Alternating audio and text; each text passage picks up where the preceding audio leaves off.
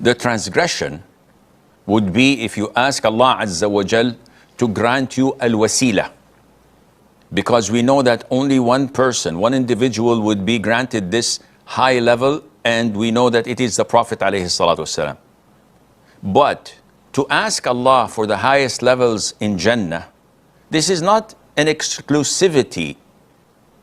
This is a ranking that you and I could attain with the grace of Allah. This is why the Prophet sallallahu alayhi wa sallam said in an authentic hadith, إِذَا سَأَلْتُمُ اللَّهَ فَاسْأَلُوا اللَّهَ الْفِرْدَوْسِ. Whenever you ask Allah Azza wa Jal, ask Allah for the Firdaus, for it is the highest level in Jannah and it's in the middle of the Jannah. And this, the ceiling of it is the throne of Allah Azza wa Jal. So such a request does not mean that, whoa, I would be in the same level of Prophet Muhammad and his companions, yet it's a transgression. No, there's no transgression in this. This is what the Prophet ordered us to aspire and to ask Allah for, and Allah Azza wa Jal knows best.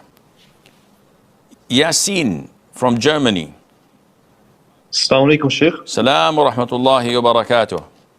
Sheikh, if one shares something haram like music or movies and TV shows, would he get a sin for every person that listens to that music or watches that TV show or movie because of him? And is repentance enough to make it stop? The Prophet alayhi salatu wasalam answered you when he said, وَمَنْ سَنَّ سُنَّةً سَيِّئَةً فَعَلَيْهِ وِزْرُهَا وَوِزْرُ مَنْ عَمِلَ بِهَا إِلَى يَوْمِ الْقِيَامَةِ لَا يَنْقُصُ مِنْ أَوْزَارِهِمْ شَيْءٍ.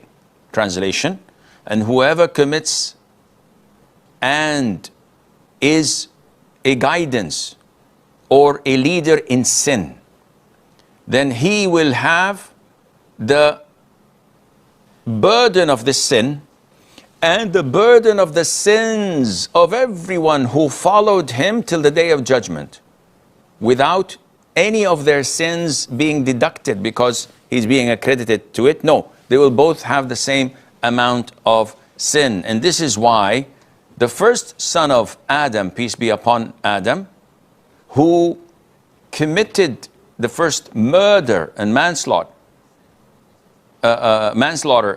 crime in history, he will be accredited to every single murderer who commits the crime of killing, as in the Hadith.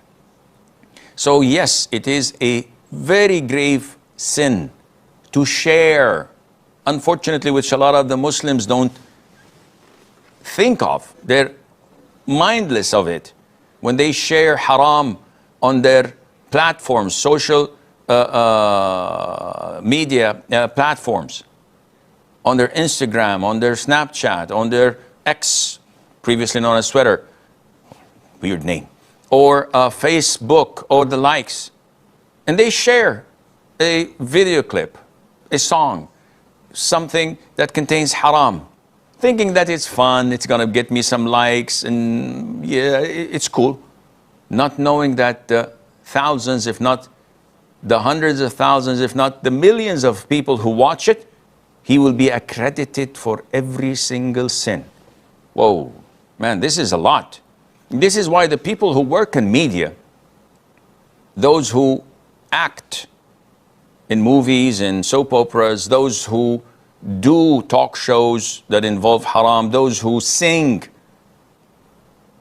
and those who compose, and those who write songs, and those who do this and do, all get the same amount of sin those followers are getting. They're accredited, but their sins remain intact and they get a portion similar to it. For what? For fame and glory, Sheikh. We'd like to be recognized. We'd like to be known and famous. Okay, be famous for 50, 60 years. Then another one bites the dust. You'll go to hell. Watch out. You want to sin? Make it between you and Allah. Don't go around telling people, listen, I saw this movie last night. Well, it's great, man. Here's the link. Here's the DVD. Here's this. Here's that. No, keep it between you and Allah and be remorseful and ask Allah for forgiveness. But when you continue to do these things, you will go down the drain pretty quick. Can we repent? Of course. Allah Azza wa Jal never blocks anyone from repenting. Try to, first of all, remove these links and whatever you shared with others. Try to warn them. Try to take it from them if you had given it to them physically. And whatever you can't reach, ask Allah for forgiveness and feel remorseful, and Allah Azza wa Jal will forgive you. Fahim from India. Assalamu alaikum wa rahmatullahi wa barakatuh, Sheikh. Wa alaikum assalam wa barakatuh.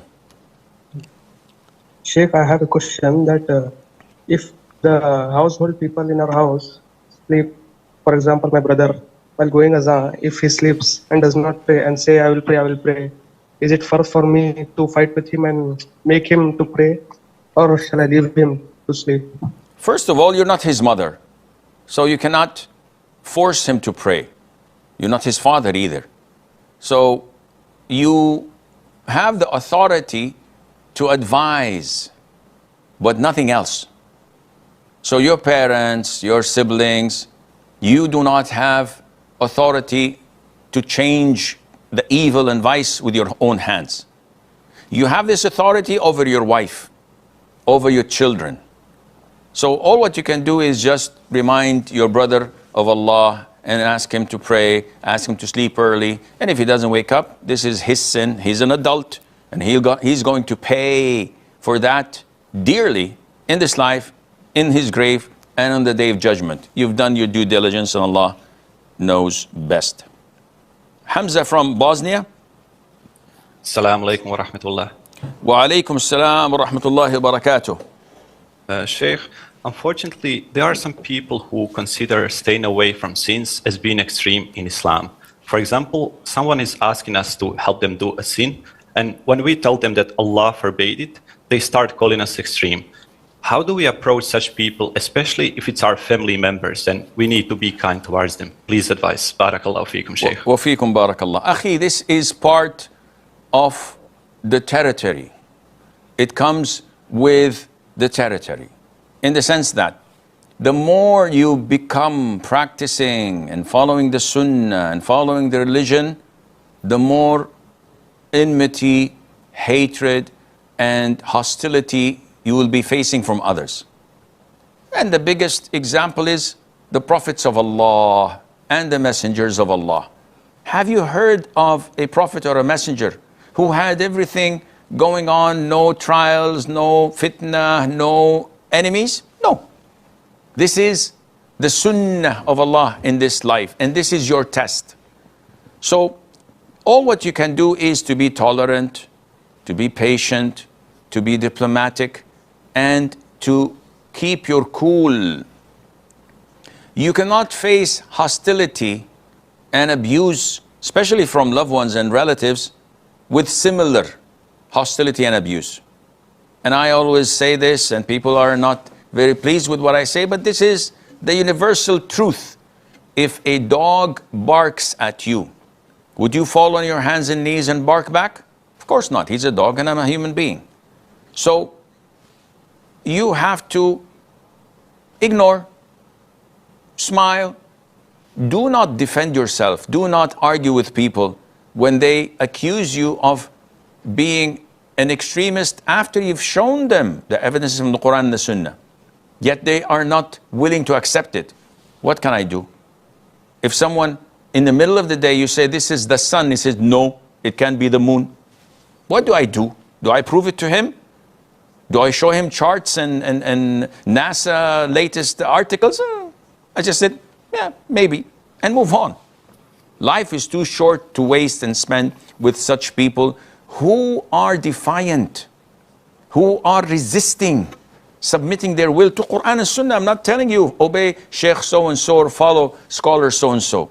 I'm telling you, Allah says, and the Prophet says, as-salam, if you have a problem with that, you have a problem with your Islam. I can't help you. You're an adult. So I'm not going to waste my time any longer with such individuals.